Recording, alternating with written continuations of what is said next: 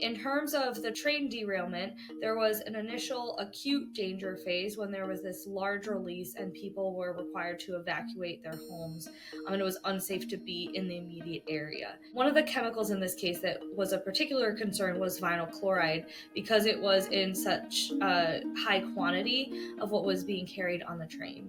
My name is Karen Danielsmiller. I'm an associate professor at Ohio State University. I direct the Indoor Environmental Quality Research Group, so we study the indoor environment and the impacts on human health.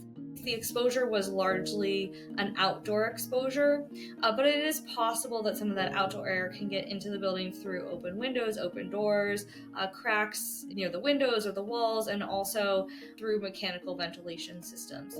Many of these chemicals were VOCs, or volatile organic compounds, and that means that they're chemicals that are going to tend to partition into the gas phase. They like to be present as a gas at room temperature, not as a liquid or a solid. You can also smell these chemical smells.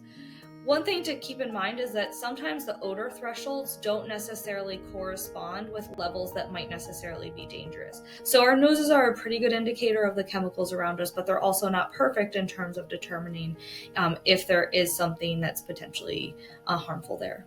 As people return to their homes, I would definitely encourage people to, out of an abundance of caution, think about cleaning their homes and wiping down surfaces. Think about washing curtains, washing bed sheets. Think about airing out your house, having the windows open with a lot of ventilation while you're doing that.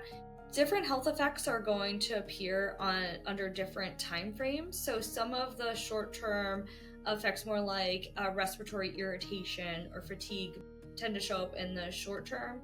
Some of the longer term effects will take longer.